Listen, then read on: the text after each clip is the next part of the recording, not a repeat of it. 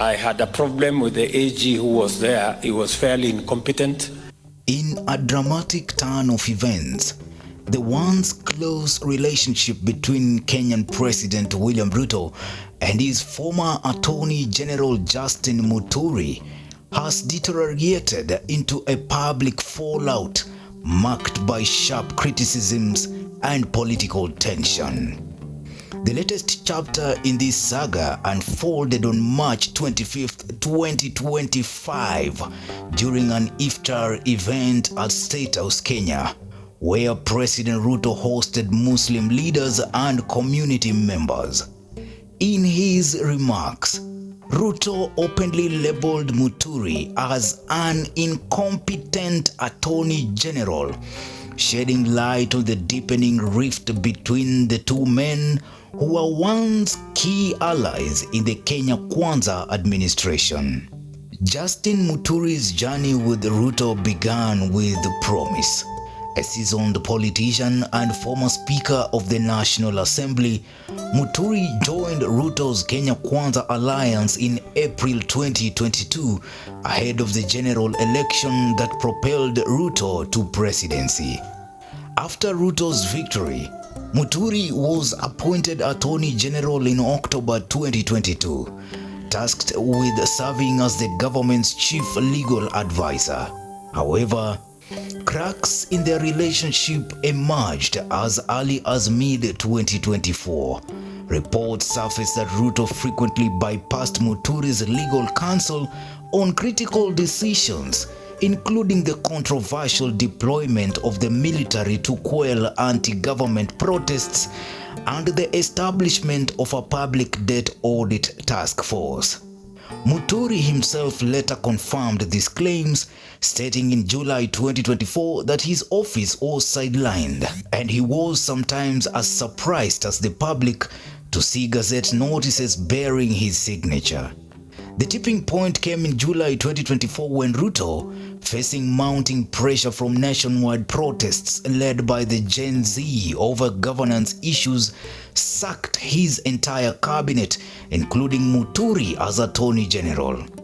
Yet, in a surprising twist, Ruto reappointed Muturi just months later, in October 2024, as the Cabinet Secretary for Public Service.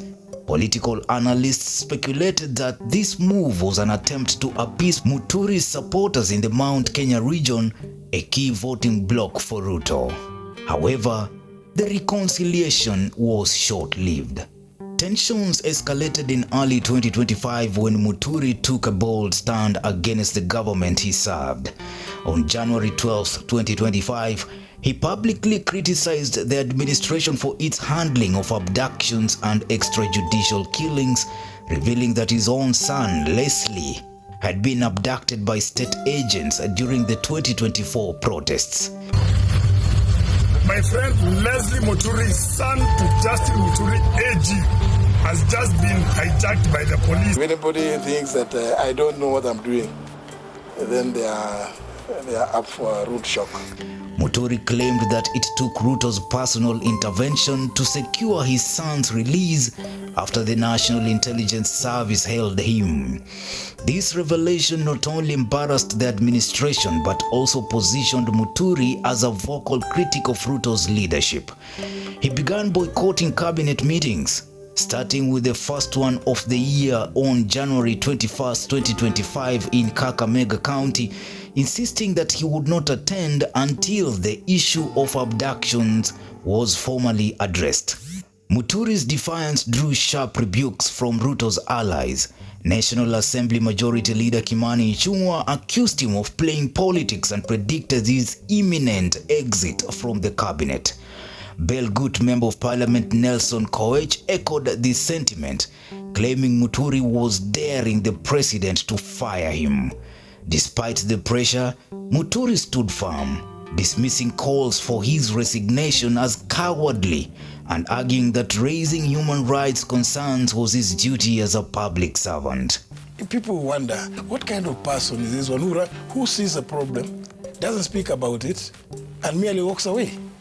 it will look very cowardly on my part. The situation reached a boiling point on March 25th, 2025 when President William Ruto, speaking at the State House Iftar event, directly addressed Muturi's tenure as Attorney General.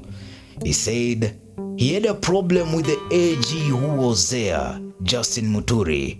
He was fairly incompetent, Ruto declared to the gathered Muslim leaders, marking his most explicit condemnation of Muturi to death. Mumesema mambo ya wakf, and I agree with you. It is it's taken too long. There is absolutely no reason, and I had a problem with the AG who was there. He was fairly incompetent, but I now have a very competent lady. I now have a very competent lady, and I can assure you that the issues of work will be sorted out in a matter of months. I also want to assure you that our Nubian brothers and sisters are solid members of the Kenyan society. And therefore, they are going to be mainstreamed as a Kenyan community, either by Madaraka or by Jamhuri. So at least this year, we will conclude the exercise of them being mainstreamed as part of the Kenyan society, because indeed they have made huge contributions to the development of our nation and to the progress of Kenya. The remark was a clear response to Muturi's ongoing criticisms and his refusal to toe the government line. It also raised questions about Ruto's judgment, given that he had appointed Muturi to both the Attorney General and public service roles. Muturi, for his part, has shown no signs of backing down. In a March 13, 2025 interview, he accused Ruto of ignoring advice and allowing non-cabinet members into sensitive meetings during his time as Attorney General, further fueling the narrative of a dysfunctional working relationship.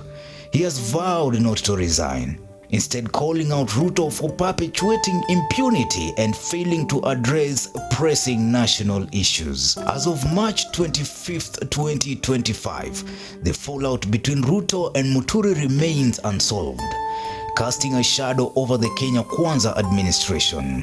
What began as a partnership rooted in political strategy has unraveled into the bitter feud, with both men trading barbs in public.